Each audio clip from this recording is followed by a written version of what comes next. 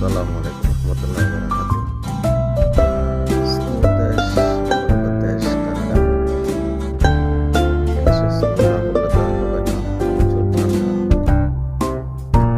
যে হারে স্নো পড়া শুরু হয়েছে, মাঝে গাড়ি চালানো খুব কষ্টকর,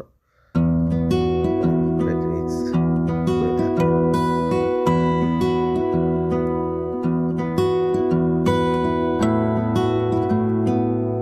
আসলে স্নোর মাঝে গাড়ি চালানোটা অনেক বড় রিস্ক। আপনারা দেখতে পাচ্ছেন সামনে একটা গাড়ি খুব স্লো হয়ে গেছে, চালাতে খুব কষ্ট হচ্ছে। আমরা তারপরও দীর্ঘতম পথ অতিক্রম করে আসলাম।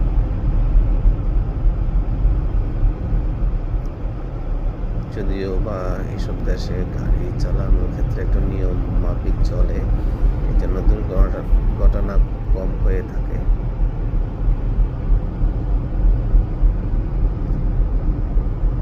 প্রচুর স্নো পড়তেছে, যদিও বা প্রতি বছর আরো পরে পরে, এবার একটু তাড়াতাড়ি পড়ছে। আজকে আমাদের সাথে আছে মোর ভাই।